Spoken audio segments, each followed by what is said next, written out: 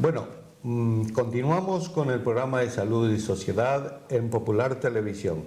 Estamos hablando del temor a la enfermedad, la aprensión, el hipocondriaco y los trastornos obsesivos compulsivos con respecto a la enfermedad. Estamos hablando con el doctor Baltasar Rodero, psicólogo, doctor en psicología. Y Baltasar, ¿por qué este trastorno se da en nuestra sociedad? ¿Por qué existe? Es decir, ¿por qué tenemos la aprensión y el temor a la enfermedad? Sí. Hombre, es una pregunta interesante porque si comparásemos la prevalencia pues en un país desarrollado pues con otros países, vamos a decir, en vías de desarrollo, pues vamos a ver, claro, que la prevalencia en nuestro país o en un país desarrollado es bastante más alta, ¿no? ¿Por qué? Bueno, pues como diría Ortega y Gasset, ¿no? Pues yo soy yo en mis circunstancias. Y vamos a ver que pues en nuestro país, en los países desarrollados, pues uno de los temas principales pues en los servicios de salud o incluso en las televisiones, pues bueno, es el tema de la salud o el tema de las enfermedades. Al convivir con este tema, bueno, pues nosotros estamos viendo continuamente amenazas, ¿no? Porque si hoy sale en el telediario, pues se descubre una nueva enfermedad, pues indirectamente pues ya da pie a que nosotros ya añadamos una preocupación más. Ah, bueno, entonces yo tengo que saber que cuando tengo esos síntomas y esos signos, esto puede ser grave, ¿no? Nosotros muchas veces decimos a los pacientes, ¿no? O a la gente en general para entender algo mejor cómo funciona nuestra mente, decimos, oye, mira, tu mente no es tu amiga, nuestra mente no es nuestra amiga. Nosotros, para también entendernos, somos monos evolucionados y lo que compartimos igual que los animales es que nuestra mente está diseñada biológicamente para la supervivencia, para sobrevivir. Y de hecho, bueno, pues nosotros, pues como los de Altamira, digamos que nuestra mente está diseñada eso, pues para prestar especial atención a las amenazas. ¿Cuál es la diferencia? Bueno, pues que obviamente años atrás pues las amenazas eran pues el bisonte o digamos otras amenazas, ¿no? O el rayo, el trueno, las piedras, cualquier cosa. Pero claro, hoy en el siglo XXI, que hablamos en el siglo del bienestar y del desarrollo, pues ¿cuáles son nuestras amenazas? Pues hombre, el tema de las enfermedades son unas, habría otras, ¿no? Entonces, digamos que nuestra mente inevitablemente va a prestar una especial atención a aquello que pueda, digamos, afectar a nuestra integridad física, a nuestra vida o a nuestra amenaza de muerte, ¿no? Entonces, ¿por qué lo tenemos? Yo diría que es una mezcla, por un lado, entre lo que tenemos alrededor, digamos, las ideas que nos dan, y obviamente nuestra mente, que nuestra mente está diseñada para fijarse en los peligros. Nuestra mente no está diseñada, como nos venden hoy en día, para ser felices o para disfrutar de la vida. Nuestra mente está diseñada para sobrevivir, principalmente. Y eso es lo que da pie a esas cosas, ¿no? Ahora según hablo, me acuerdo, por ejemplo, el otro día estaba viendo pues, con mi sobrino, que es muy pequeño, que tiene 4 años, y estábamos viendo pues en la televisión y haciendo así algo de zapping, salió algo de los animales y salía algo pues, de una araña. Y claro, pues seguramente mi sobrino, pues como nunca había visto eso, nunca había pensado esa amenaza y nunca se le había pasado por la cabeza.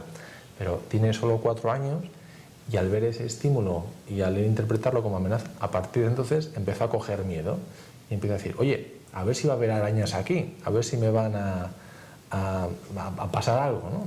Digamos que es un pequeño ejemplo, pero que lo podemos generalizar al tema de la enfermedad, ¿no? Porque digamos que nuestra mente se va a centrar en aquello que interpretemos como peligroso y va a estar ahí principalmente porque nuestra mente está diseñada eso para centrarse en aquellas señales de amenaza. Y esto tiene que ver, como te decía antes, algo con el temor, es decir, tememos enfermarnos porque tenemos miedo a morirnos, ¿no? Está perfectamente relacionado, porque claro, nosotros como nuestra mente está hecha para sobrevivir, todo lo que sea muertes es lo contrario a lo que nuestra mente está diseñando. Entonces por eso precisamente vamos a prestar especial atención a eso para tratar de rechazarlo. Pero el miedo a la muerte podríamos decir que es un miedo pues innato en los humanos, porque tendemos a la supervivencia. Y quizás, precisamente, y un poco en relación a lo que veníamos diciendo, muchas veces solemos decir, creo que es el budismo, uno de los primeros mandamientos dice algo así como vivir es sufrir, porque claro, vivir supone, entre otras cosas, por ejemplo, es arriesgarte a coger el coche. Si te arriesgas a coger el coche, puedes tener un accidente y no contarlo. Vivir es tomar decisiones, por ejemplo, tener un hijo, aunque puedes tener un hijo que pueda tener una enfermedad, o incluso aunque puedas tener un hijo y le puede pasar una desgracia, o incluso, no sé, pues puedes coger una casa o comprar una casa y arriesgarte a no poder pagarla. Pero la otra alternativa, ¿cuál es? La otra alternativa es quedarme en mi casa y que no me pase nada, pero eso es no vivir, ¿no? Por eso sí que es muy acertado lo de vivir es sufrir, porque inevitablemente pues la vida pues conlleva muchísimos riesgos. Y eso contradice pues los lemas, digamos, que implícitamente pues nos rodean, ¿no? Hay que ser feliz, no hay que tener complejos, no hay que tener miedos, pero inevitablemente, bueno, pues todos vamos a convivir con miedos, todos vamos a tener inseguridades, todos vamos a tener complejos, porque la vida, claro, pues en la vida hay muchas cosas bonitas, pero también hay muchas cosas desgraciadamente malas, ¿no? Nadie nos puede librar de que nosotros un familiar enferme o de que fallezca. Entonces, nosotros no podemos pretender siempre estar felices y contentos.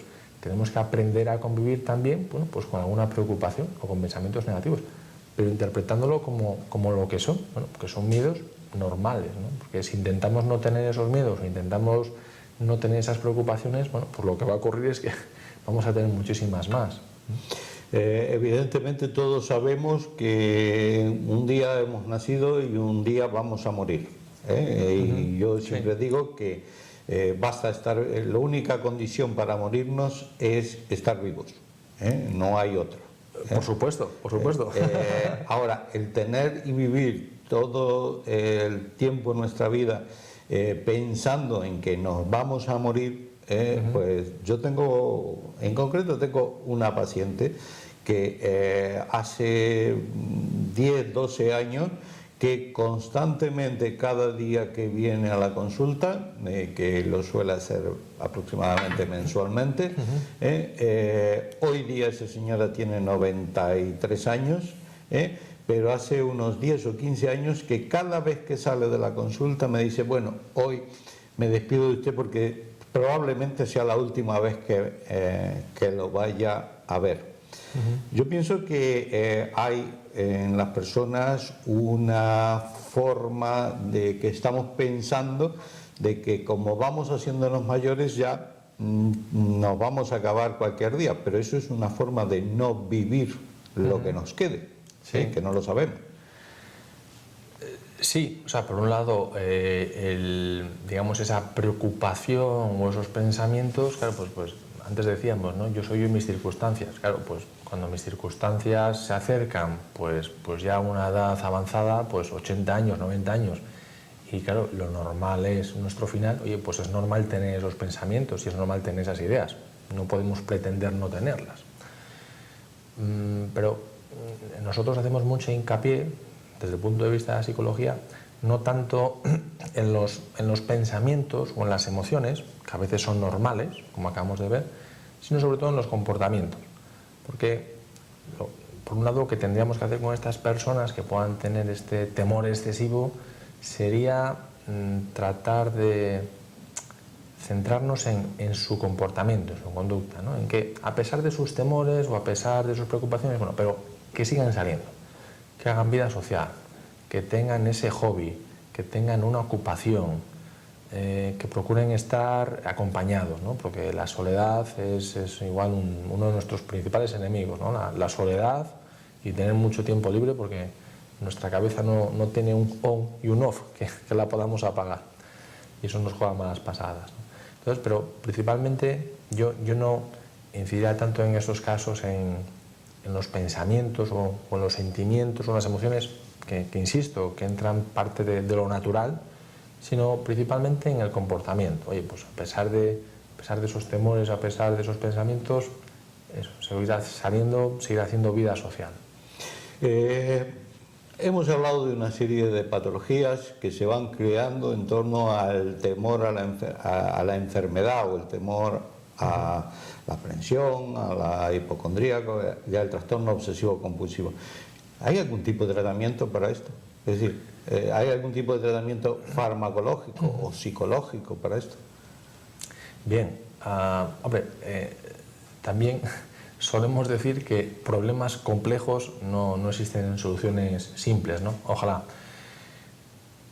Sí que por la experiencia, cuando vienen pacientes pues, con un problema crónico importante, bueno, pues de un 100% de los pacientes, 80% suelen mejorar y 20% no. ¿Por qué? Hombre, ¿por la medicación? Pues hombre, por la medicación no, porque si fuera por la medicación, pues todos mejorarían, pero mejoran el 80%. ¿Por el psicólogo? Bueno, pues el psicólogo tampoco, porque si fuera por el psicólogo todos mejorarían, ¿no? Entonces, principalmente es por lo que luego haga esa persona. Entonces, lo que sí que tenemos que intentar con esa medicación y con el tratamiento psicológico es que esa persona pues adopte una actitud correcta y que haga unas determinadas conductas, ¿no? Pero, por ejemplo, centrándonos en la medicación. La medicación por sí sola no va a solucionar el problema. Sí que va a ayudar, porque al dar, digamos, una medicación, pues bueno, pues vamos a conseguir que ese apartado fisiológico, esa activación fisiológica que sobre todo caracterizada por esa tensión o por ese nerviosismo, incluso por ese insomnio, pues disminuya. Y al disminuir esa activación fisiológica, vamos a decir que ya es más fácil empezar a hacer unas determinadas cosas, ¿no? Desde el punto de vista psicológico, pues hombre, sería importante, lo primero quizás, crearle cierto, nosotros hablamos de insight, que nos referimos a conciencia del problema, porque las personas que vienen a nuestras consultas por este problema muchas veces son referidas por familiares, porque ellos mismos están convencidos de que lo suyo es un problema físico y que tienen que estar en el médico, no tienen por qué estar, por ejemplo, en un psicólogo, ¿no? Y son sus familiares, sus parejas, los que les traen a la consulta porque llevan padeciendo pues, ese sufrimiento pues, muchos años, ¿no? Antes hablamos de una media de 10-12 años. Entonces hay que hacerles ver pues eso, que su problema no es tanto digamos, la enfermedad en sí, sino los pensamientos que está teniendo y principalmente su comportamiento, porque si bien no está enferma, está viviendo como si lo estuviera, porque está todo el día de consulta en consulta y tiene una vida muy limitada y tiene una calidad de vida muy limitada. Entonces, desde un punto de vista psicológico, ¿qué podríamos hacer con estas personas? Pues bueno, antes ya hemos introducido la idea de tratar en un primer momento de normalizar ciertas ideas o normalizar ciertos temores en cuanto a que, bueno, pues por la cultura que nos rodea, pues a veces es normal tener estos temores, porque ¿quién no los ha tenido, no? Seguro que tanto tú y yo, pues por muchas veces hemos tenido estos temores, ¿no? Y luego también sería importante, pues, explicarla, al menos por encima, pues cómo funciona la mente para que entienda mejor también sus reacciones, ¿no? Porque, para que nos entiendan los televidentes, seguro que si todos nosotros nos imaginásemos durante unos instantes, ¿no? Pues como imaginando, vamos a un sitio y nos van a taladrar un diente con el taladro, o como pues, a una persona, pues vamos a decir que le van a levantar la uña y le van a, digamos, a coser, le van a dar unos puntos. Digamos que son imágenes bastante desagradables y que puede que durante unos instantes pues, las personas hayan sentido y hayan experimentado ese malestar. Son ejemplos pues, para hacer ver a las personas que nuestra mente tiene la capacidad de reproducir sensaciones de algo no presente, porque aquí en verdad ni hemos taladrado ningún diente, ni hemos levantado ninguna uña, pero lo hemos podido sentir. Entonces, a esta persona que piensa o cree que está enferma, claro, pues habrá que decirla, bueno, nuestra mente tiene la potencia para que cuando tú te sientas enferma, digamos, experimentar casi como que lo estuviera, pero no lo estás, porque tiene la capacidad de reproducir esas sensaciones, ¿no? Y luego, por último, también la diríamos en esta línea, ¿no? de cómo funciona nuestra mente, pues si a nuestros también televidentes pues les hacemos pensar, por ejemplo, pues en un dulce, vamos a decir, en un pastel de chocolate, y que lo saboreen al menos durante unos instantes y que vean esa pasta y que vean por lo suave que está y lo dulce que está y lo rica que está, bueno, pues también pueden llegar a degustarlo o incluso a salivar. Pero una cosa es eso y otra cosa es comerse el pastel. Entonces hay que diferenciar también a las personas en estos casos, que sobre todo cuando tenemos esos pensamientos negativos, cuando tenemos esos temores, confundimos a veces los pensamientos con la realidad. De hecho, esta persona lleva años estando muy mal porque tiene una serie de pensamientos acerca de que está enferma, de que su problema no tiene solución, de que no da con la tecla, pero bueno, no dejan de ser, vamos a decir, parafraseando el ejemplo, pensar en el pastel. Está teniendo esos pensamientos, pero una cosa es que ella tenga esos pensamientos y que se sienta como si estuviera enferma, y otra cosa es que esté enferma, que es la realidad, ¿no? Entonces es importante pues que las personas entiendan eso referente a la mente. Y ya, hombre, principalmente en cuanto a la conducta, ¿no? ¿Qué hacer? Pues también es importante que las personas entiendan que a veces en la vida las cosas son un tanto contradictorias. Solemos poner el ejemplo también del fisioterapeuta. Cuando todos tenemos una lesión, pues vamos al fisioterapeuta y el tratamiento, pues fijaros que es un tanto contradictorio, porque uno va con una lesión que me provoca dolor, y allí en el fisioterapeuta pues nos van a hacer más dolor, va a ser un tratamiento muy doloroso, pero la gente lo hace porque entiende que es beneficioso y es lo que hay que hacer. En este caso, pues también a veces hay que hacer cosas que para los pacientes son dolorosas, pero estamos pensando en las consecuencias futuras, ¿no? No estamos pensando en cómo se va a encontrar hoy o mañana. Principalmente, ¿qué tendríamos que hacer con estas personas? Pues tendríamos que conseguir que pues, dejaran de consultar internet esas páginas, no fueran a las consultas médicas con tanta asiduidad, que sus temas de conversación no versaran siempre sobre enfermedad, pues que no se ocultasen ellos, digamos, delante de un espejo tanto tiempo, y fundamentalmente, pues funcionar bien, hacer más vida social, tener más contacto con la gente, que sepan, obviamente, ¿no? que sepan expresar sentimientos, pero que empiecen, claro, porque yo cuanto más ocupado esté y cuanto más distraído esté, menos voy a estar focalizado en mí, porque lo que les suele pasar a estas personas es que viven por y para sus sensaciones y sus síntomas, y su vida es un síntoma en sí. Y eso es lo que va a provocar al final esa enfermedad.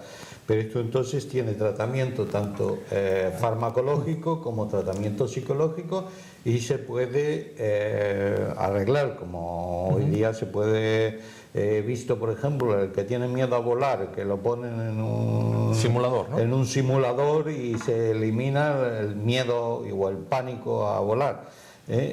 Esto también pasa ante la enfermedad. Sí, digamos que tiene un tratamiento, que ese tratamiento es eficaz, y que lo ideal sería combinar el tratamiento farmacológico y el psicológico.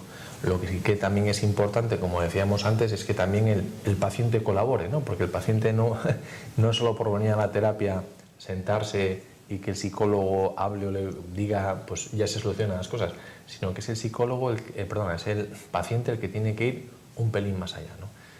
Siguiendo con el ejemplo que tú ponías, pues estas personas que tienen miedo a volar, pues bueno, la medicación le puede venir bien, y cosas que se hagan en terapia pues también le pueden venir bien y le pueden facilitar las cosas, pero va a ser necesario finalmente, a pesar del simulacro, va a ser necesario que coja el avión, porque nosotros cuando hemos aprendido pues un miedo por una experiencia, como suele ser el miedo a volar, pues para quitarlo necesitamos otra experiencia que sustituya a la nuestra, ¿no? Porque por mucho que nosotros lo hablemos o lo digamos, siempre le va a quedar esos temores, ¿no? Entonces va a ser cogiendo el avión cuando dice, va, esto no es tan malo como lo que yo pensaba. Volviendo al tema del miedo a la enfermedad... No se me ha caído el avión y no me he muerto, por lo tanto, claro, entonces, esto se soluciona.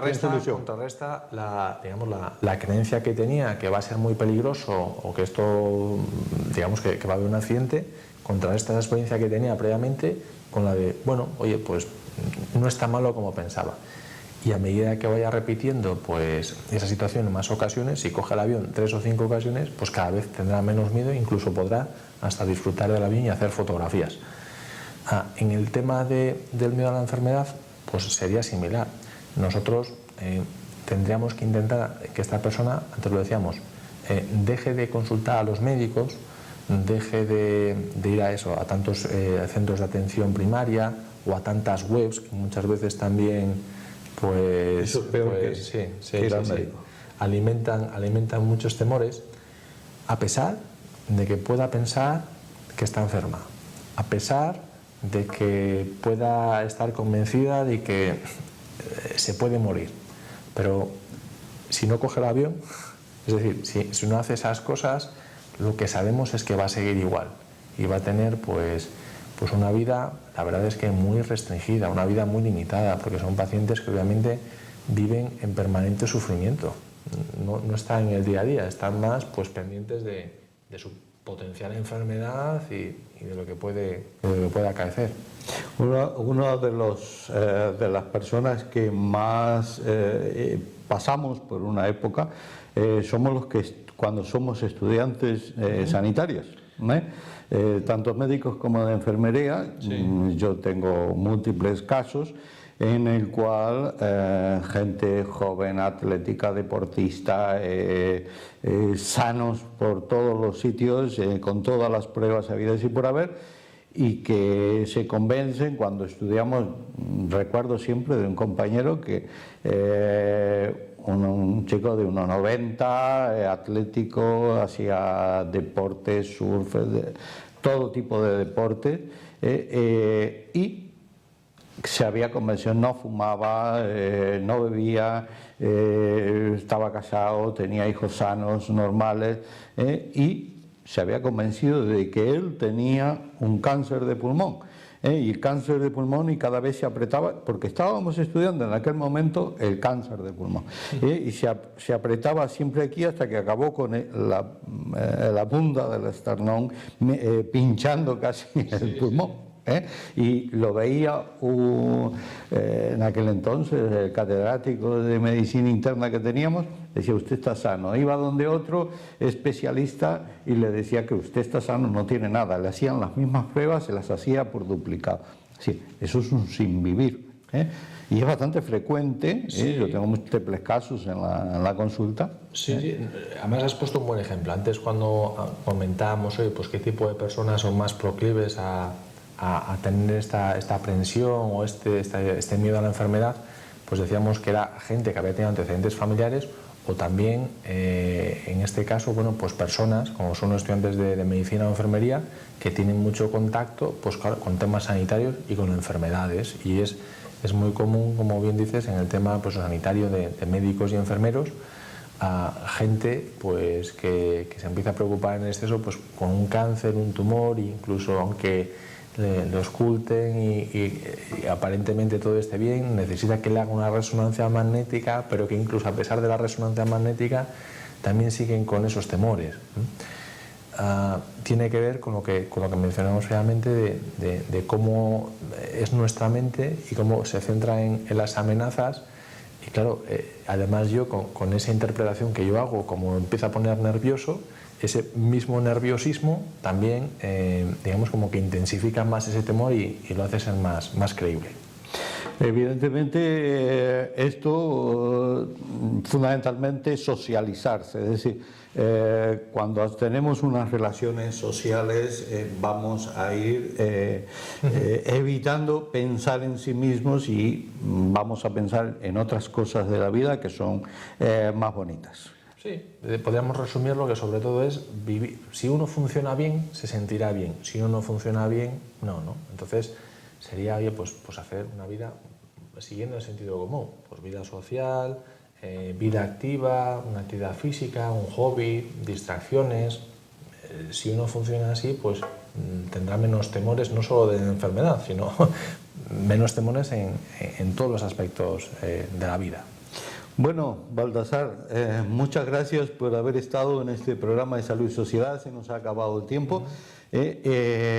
Nos has ilustrado sobre ese temor ante la enfermedad que espero que nuestros televidentes tomen buena nota, porque hay que vivir y tratar de ser lo más felices posibles y tratar de vivir sobre todo. Creo que sí. Para mí ha sido un placer y espero yo también que los telespectadores tengan por lo menos algo más claro en qué consiste este miedo a la enfermedad.